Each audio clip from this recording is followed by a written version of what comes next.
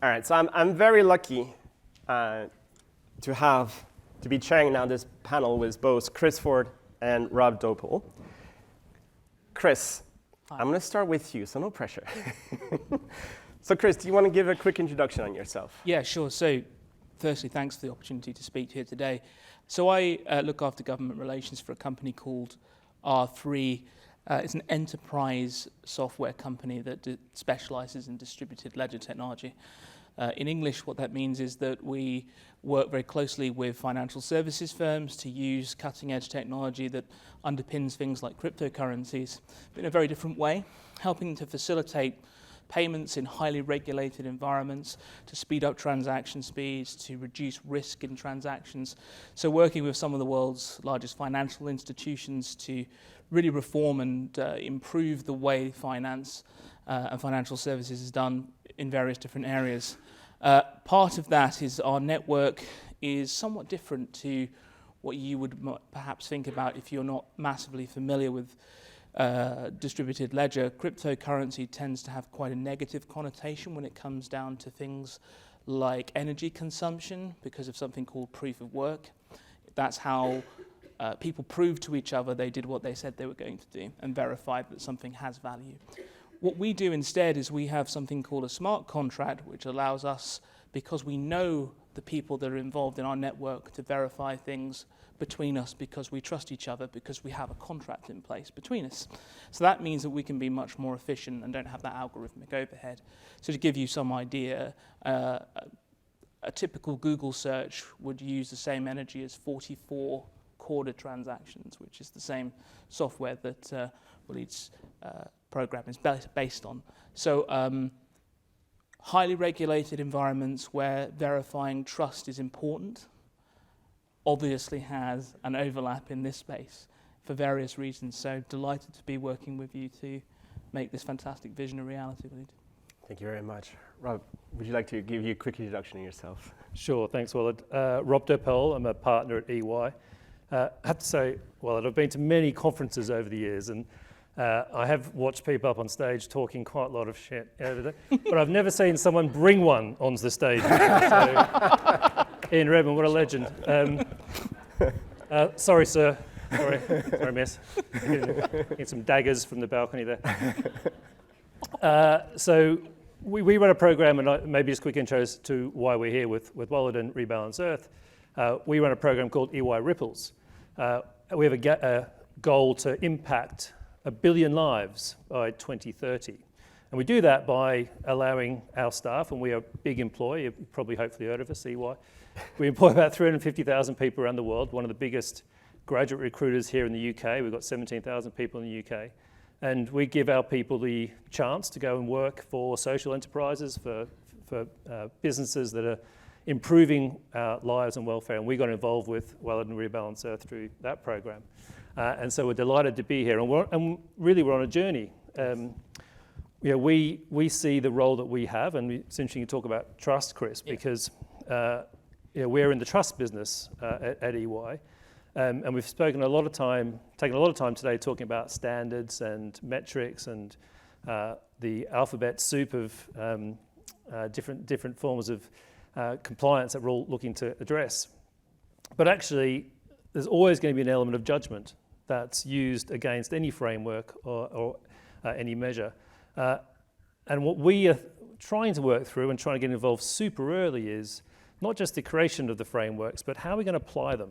And how will that application work? And we're absolutely delighted to be leveraging more technology, because I think technology has got such a critical role to play in this, can really accelerate and hopefully take out some of that judgment, because that's the challenge with judgment. You don't always get it right. Yes. As we don't always get it right, and you've seen that very publicly at times. So we're on the journey. We really think we've got a role to play, but I'm here actually today doing a lot of listening, because we're trying to work out what role should we play and what role does society want us to play, a firm like ours that, we're in 180 countries, we have amazing breadth and reach. So I think we have a role to play, but I'm trying to work out what that is.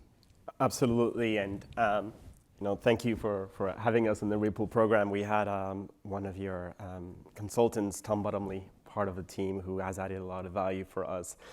I want to come back to you, Chris, because as you said, when people hear the word blockchain, you often hear about cryptocurrency, and as you heard, R3's got a very low energy usage. But what attracted us from Rebalance Earth to R3 is that it was built really for the financial industry.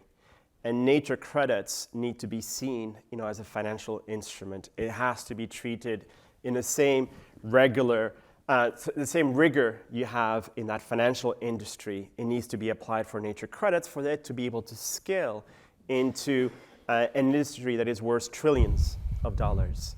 We cannot be looking at just a few hundred millions or a few billion. This has to be a $1 trillion industry for us to really have an impact on the biodiversity on the planet. And Chris, so could you perhaps tell us about what your view is in terms of digital assets, which is what you specialize at R3, and how you see a nature credit is just a different form of digital asset?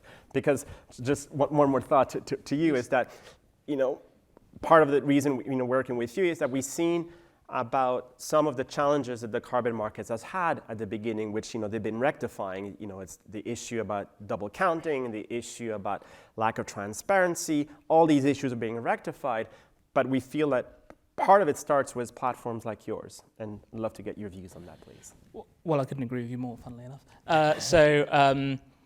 One of the challenges that I look at fundamentally before I look at it as a digital asset, which of course requires the rigor and the trust from the investors to have intrinsic value, otherwise it is literally worthless.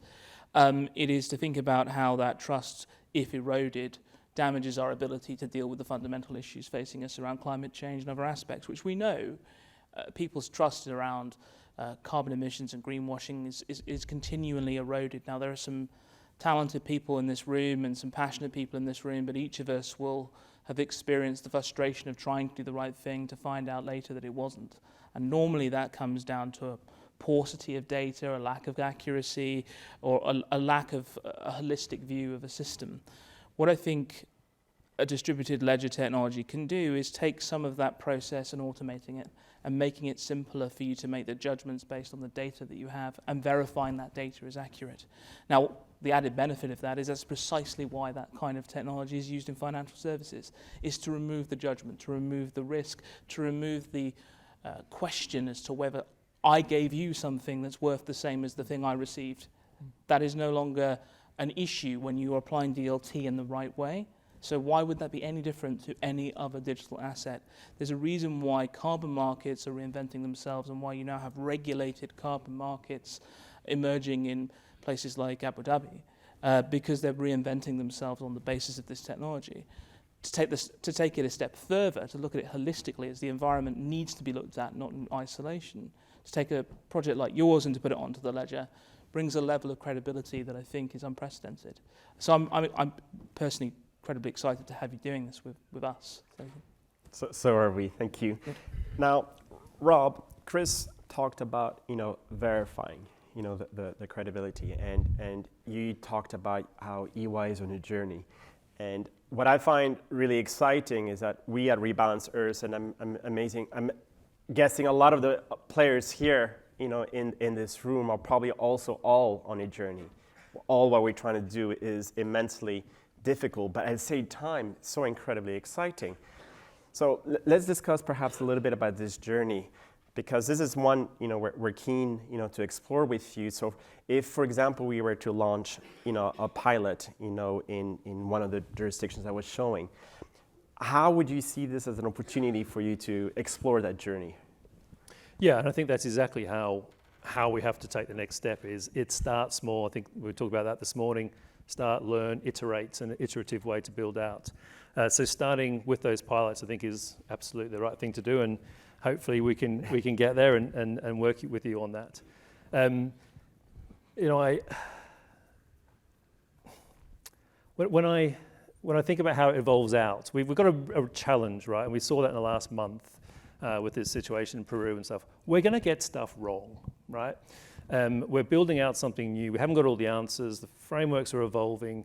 And if every time we get something wrong, it explodes in a huge media circus and people who companies that sort of put their neck out to have a go at things get caught out in that. It pulls back the risk factor. And I think there's something there. I talk a bit around restatement. So in our business as well, a restatement is a really bad thing. And a financial statement, if we have to make a restatement, that's a bad signal. Someone got something wrong. We didn't do our job properly. The business didn't do their job properly. And that has implications into market. When I look at these new asset classes, however, we know we're going to restate, right? Because we're learning how to measure carbon more effectively. We're still working out how we measure natural assets. So I think someone made the point on the panel right at the start of the day that what we think is the baseline now is probably not the baseline. It will keep moving around. So I suppose one is we've got to start small and learn and iterate. If I had a magic wand, I would be sort of how do we be kind to each other through this journey as well? Because every time we go after each other, it pulls the risk factor comes back, and we slow down again, and then we get into iterations around, something must have gone wrong, and we slow down. And I don't think we've got the time to slow down. No, absolutely, and I think this question of time is spot on. There will be lots of different attempts, lots of different pilots, some by Rebalance, some by you guys. And I encourage you, to build those pilots. And I also encourage every one of you to build on what you're saying, to be kind to each other, to be supporting. This is uncharted territory, what we're trying to do. The difference is, it's not one that is just to maximize shareholder profit. It is one that is here to maximize profit while saving nature. The two have to go together. It cannot be an exercise anymore of philanthropy. It has to be one where good business is good for nature too. And that's, I think, what we're here to all work together with. Chris, I'm going to come back to you. I love putting you on the spot. That's fine. That's what I'm here for. So at the moment, R3 is doing a lot of work, with central bank digital currencies. And I know my co-founder, Rob Gardner, I'm not sure if he's around, and he asked us to think about how can we launch a nature coin. Not as a crypto coin, but if you think about it, the dollar is based effectively on debt, and you've got new currencies being based on gold. How can you have potentially a currency? Do you think your central banks would be open to the idea of one that is built on nature assets? Where imagine a scenario where countries are rewarded for protecting their natural assets and regenerating it. Those countries which are considered developing economies will suddenly be the powerhouses of that new economy. So if we were to hypothesize in such a scenario, how would you look at the work that you're doing with central banks in terms of building such a coin? Wow. Firstly, they need to go on their digital journey first. There's still a long way to go in terms of central banks recognizing the value of digitizing currency in general and tokenization, but I won't bore the audience with that particular message. I could go on for hours. But the point is that there is quite a lot of thinking still to be done.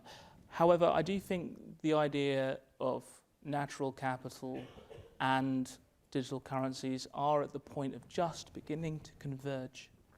It's still early days, and those who work in and around government know how challenging it can be to get different departments to even talk to each other meaningfully. So, but I think there is a genuine appreciation in the UK, at least, where I know the best, that these things are starting to overlap slightly, which is good, but it is extremely early days. What I would say, however, is if you look at things like international aid for developed countries, and you look at the way that money is spent and distributed, perhaps there is room for reinvention in thinking about, from a selfish point of view, the benefits we gain from those countries that we consider developing in the sense of economies, where in fact are rich in natural capital.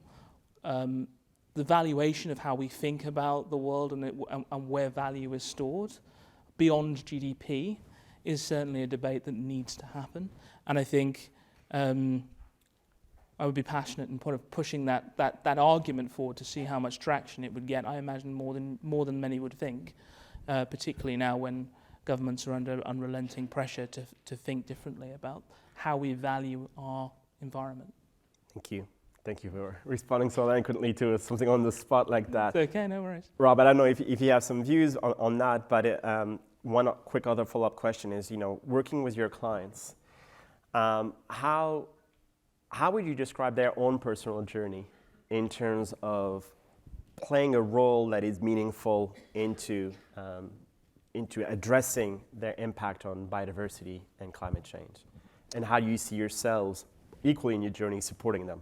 Yeah, sure. I'll answer that question because I'll skip the crypto one. So did I. Yeah. So what are we seeing? I think many of our clients are. We've spoken a lot this morning around TNFD and SBTN. Right. Can't even say it, end of the day. And one of the things we're trying to encourage our clients to do is don't start with those frameworks. Don't start with what you're being regulated to do or what's coming. Totally. Start with what impact do you want to make on the environment that you operate in and the world that you operate in and the communities that you interact with. That has to be your starting point. You can take hints and guidance from these things, but don't start there. So that's the first thing.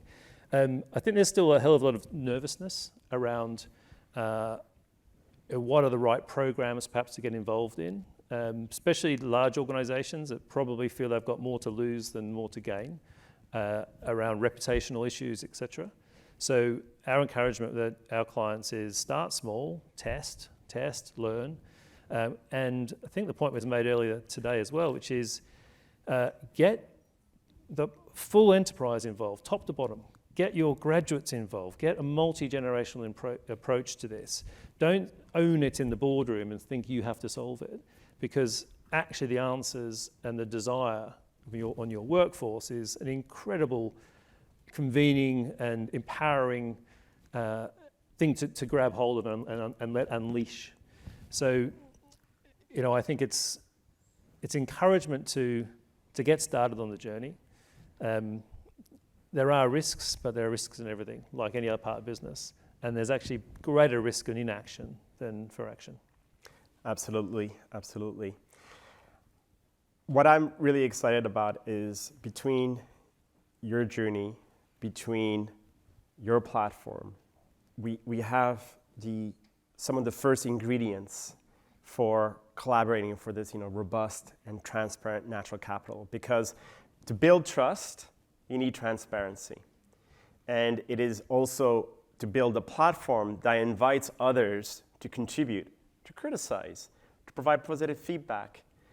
But it's about opening the space, just like this conference is. It's about opening a space for discussion, opening a space for people to learn, to engage, and to collaborate.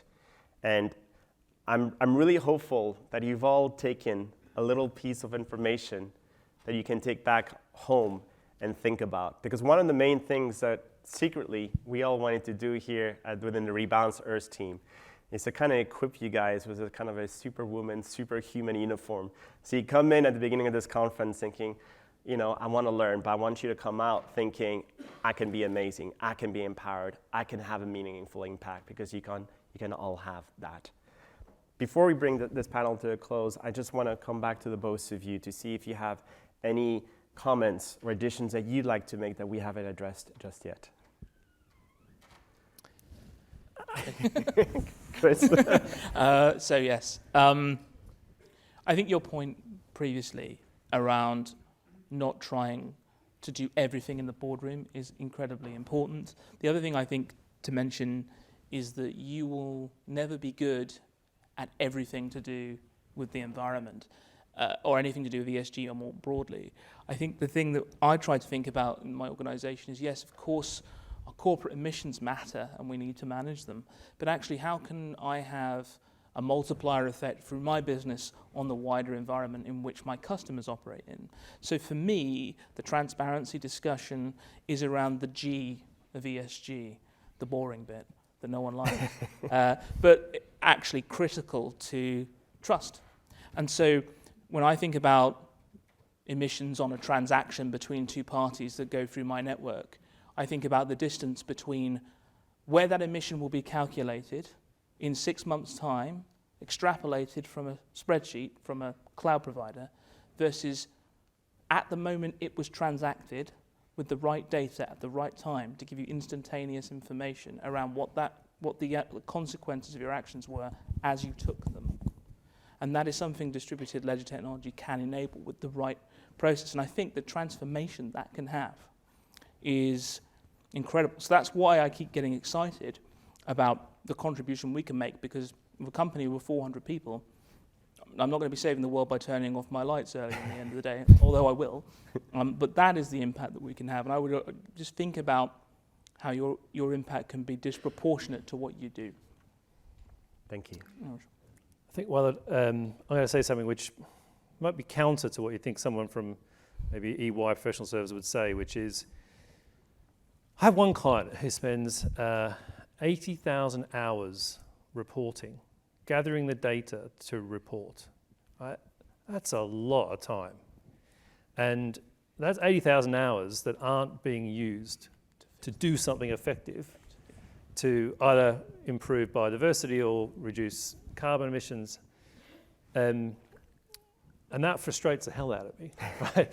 So we need to get better at reporting, we need to automate, we need to do these things in a much better way. But I think my ask, I suppose, is we need to celebrate the events, the actual actions. Weighing the pig doesn't make it fatter. It's the doing which matters, not so much the measurement. And I say that I'm an EY partner, I love measurement, I love frameworks, and we're investing a lot of money to try and get them right and trying to help. But they're not the answer. They're just a way to measure performance. It's really about the performance, it's about the impact, and it's about the things that you're looking to do with your business, Walid. Thank you. I want to thank you both very much. We're absolutely delighted to be working and collaborating and also exploring this journey together. And I'm going to bring this panel to a close. So thank you so much for your help. Please give them a round of applause. Thank you. Thank you.